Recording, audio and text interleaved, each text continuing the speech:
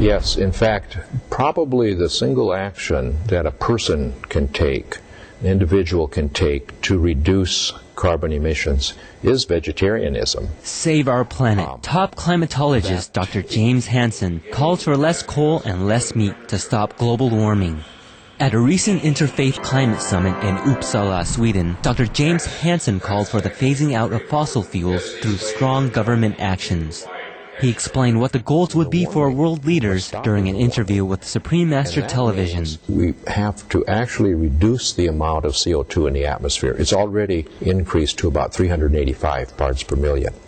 If we want to stop the warming and stop the melting of more ice, we're going to have to reduce the CO2 at least back to 350 ppm and perhaps even somewhat lower. So that makes that's a tall order.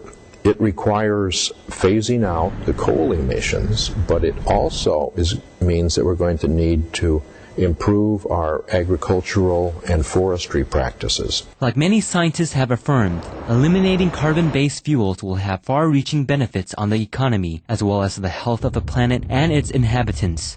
While continuing to call for bold government policies to make this happen, Dr. Hansen also shared what ordinary citizens could do to help. There are many things that people can do to reduce their carbon emissions, but changing your light bulb and many of the things are much less effective than changing your diet, because if you eat further down on the food chain rather than animals which have produced many greenhouse gases and used much energy in the process of growing that meat, you can actually make a bigger contribution in that way than just about anything.